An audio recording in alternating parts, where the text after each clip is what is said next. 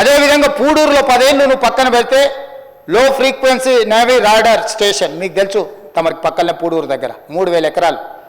దేశ భద్రతకు సంబంధించి 10 ఏళ్ళు నువ్వు అడ్డం పెట్టి ఆ ప్రాజెక్టును పక్కన పెట్టినావు.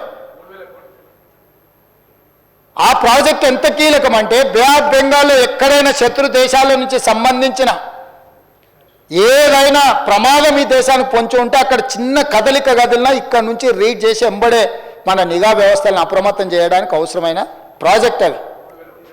3000 కోట్ల రూపాయలతో ఇక్కడ జరిగితే నువ్వు పెండింగ్ పెడితే తక్షణమే ఆ 3000 ఎకరాల భూమిని క్లియర్ చేసి ఆ ప్రాజెక్టును తీసుకొచ్చి ఈరోజు దేశ భద్రత విషయంలో రాజకీయాలకు అతీతంగా నేను వివరిస్తే నువ్వు ధర్నా చేస్తావా?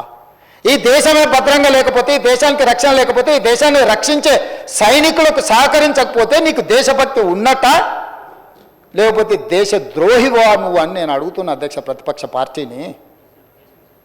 నాకేముంది అధ్యక్ష, అక్కడ నేవీ లో ఫ్రీక్వెన్సీ నేవీ రాడార్ స్టేషన్ కడితే నాకేమైనా కాంట్రాక్ట్ వస్తుందా అధ్యక్ష? ఈ దేశ భద్రత అధ్యక్ష. రాజ్నాథ్ సింగ్ గారు, నరేంద్ర మోడీ గారు వాళ్ళ ఇంటి కోసం కట్టడం లేదు కదా అధ్యక్ష. రాహుల్ గాంధీ గారు లేకపోతే ఇంకొకరు వాళ్ళ కోసం కట్టట్లేదు కదా అధ్యక్ష.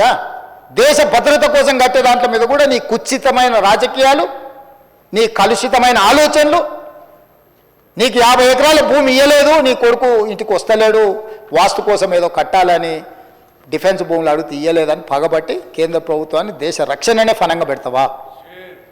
అట్లాంటిది నేను పరిష్కరించిన అధ్యక్ష. నేను ఢిల్లీకి వెళ్ళడం వల్ల ఈరోజు నిన్నగాక మన గచ్చిబౌలి స్టేడియంలో మొత్తం డిఫెన్స్ ఎక్విప్మెంట్కు సంబంధించిన ఎగ్జిబిషన్ 3 రోజులు పెట్టిన లక్షలాది మంది విద్యార్థులు ఈరోజు అక్కడికి వచ్చి చూసిపోయారు. డిఫెన్స్ మొత్తం వ్యవస్థల్లో అక్కడికి తీసుకొచ్చి ఎగ్జిబిషన్ పెట్టించిన అధ్యక్ష. నేను ట్రై నేషనల్ ఫుట్బాల్ ఈవెంట్స్ నేను ఇక్కడ ఆర్గనైజ్ చేసిన అధ్యక్ష స్పోర్ట్స్ కోసం. నేను ప్రధానమంత్రిని కలిసి లెటర్ ఇచ్చిన అధ్యక్ష. 2036లో జరగబోయే ఒలింపిక్ గేమ్స్ మా హైదరాబాద్ నగరంలో నిర్వహించాలి. క్రీడాకారులను మేము తయారు చేస్తాం. మేము young India sports university, young India sports అకాడమీని స్టార్ట్ చేసినాం. సౌత్ కొరియాతో ఒప్పందం చేసినాం, ఆస్ట్రేలియాతో ఒప్పందం చేసినాం.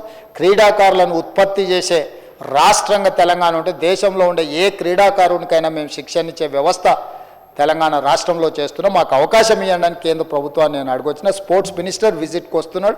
స్పోర్ట్స్ మినిస్టర్ కొన్ని ఫండ్స్ కూడా మనకు రిలీజ్ చేస్తా అని ఒప్పుకున్నాడు అధ్యక్ష మాల్వియా.